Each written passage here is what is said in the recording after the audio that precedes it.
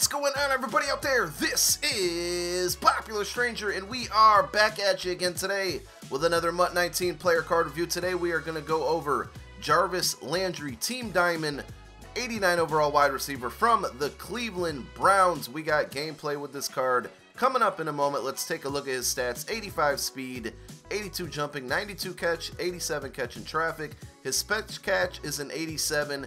Short route running 90, medium route running 84, and deep route running is an 80. Again, we got gameplay coming up. We're going to scroll through the rest of his stats. Give me some other wide receivers that you would like to see reviewed. They can be expensive, they can be budget items. Leave it down below in the comment section. Let's go ahead and see what this Jarvis Landry can do on the field.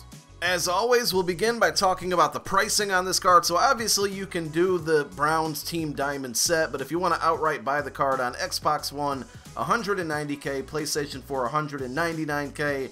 I got it for just about that price, and when I was done with the card, I sold it for the same amount. So seems to be holding steady there. I really didn't expect too much going into this card review from this card. I was really just looking at some other wide receivers to review because honestly I feel like they're lackluster so far this season. There's not a ton that really stand out to me.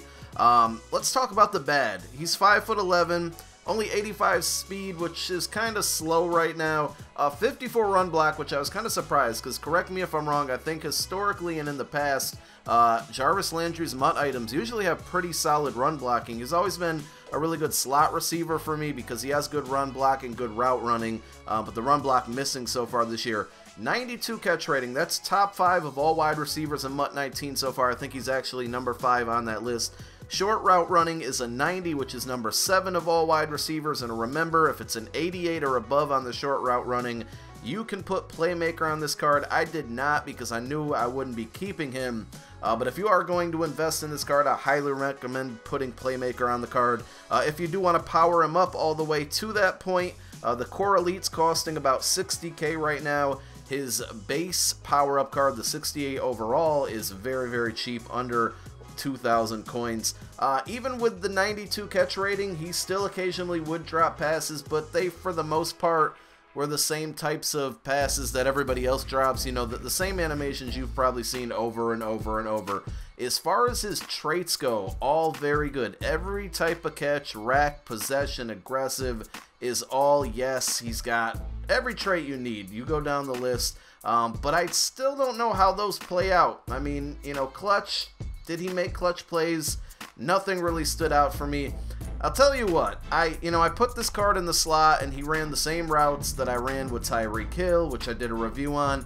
He ran the same routes that I did with an 83 overall Brandon Cook, and he just didn't stand out. He didn't separate himself from anybody else. So, you know, unless you're really a Browns fan, I wouldn't spend coin on this card. If you're doing the Team Diamond sets, maybe, but all in all, it's not a bad card. It just doesn't stand out. It's not worth 200K. You can definitely go get better cards. Only good thing is his route running, which, you know, like I said, doesn't really stand out enough.